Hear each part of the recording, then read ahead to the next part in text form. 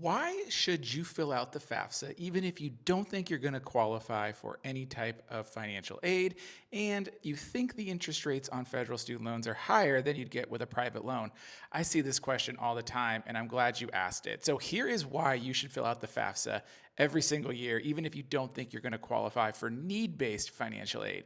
First, your state may require it. 12 states have FAFSA completion as a graduation requirement. Now, almost all of these states allow some type of opt-out. However, the time it takes you to get the form and opt out and get it to a counselor and answer questions about it, you probably would have already finished the FAFSA because remember, it only takes about 10 to 20 minutes to complete the FAFSA. Number two is that merit scholarships may require it. Now, a lot of merit scholarships are based on their academic performance, but so many of them still require you to fill out the FAFSA before you're awarded any type of aid. So you could be costing yourself merit money by not filling out the FAFSA. Your school may also use FAFSA for their own internal scholarships. So your schools typically offer grants and scholarships for all kinds of reasons, and the FAFSA, even if it's merit-based or some type of application, still might require it. FAFSA is also the only way to get federal student loans. Now, you said the interest rate on federal student loans is high, and honestly, it's not that bad. So the interest rate on undergraduate federal student loans is 6% or 6.39% this year. And honestly, you're going to be hard pressed to find a private loan that beats that with the same terms.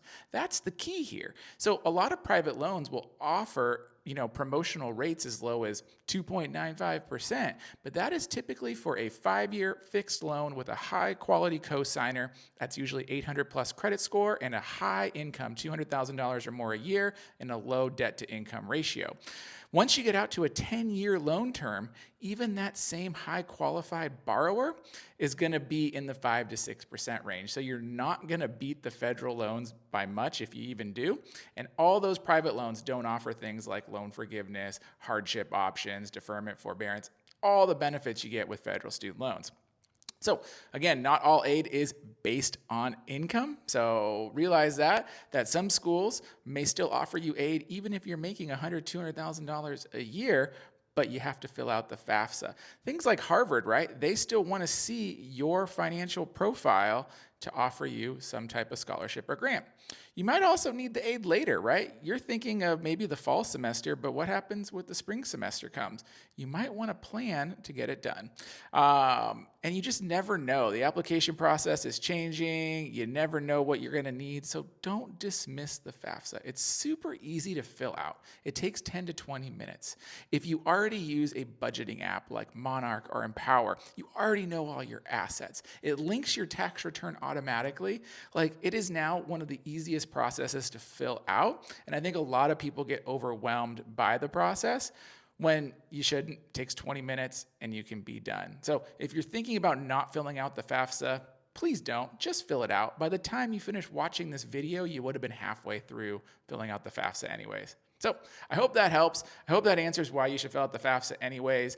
Up to about 58% of students did last year. It should be a lot higher because so many of those people are costing themselves potential financial aid as a result of it. So let us know what you think in the comments. Drop your thoughts, drop your questions, and of course, please like, subscribe, and follow, and we will bring you the latest on higher education and personal finance news.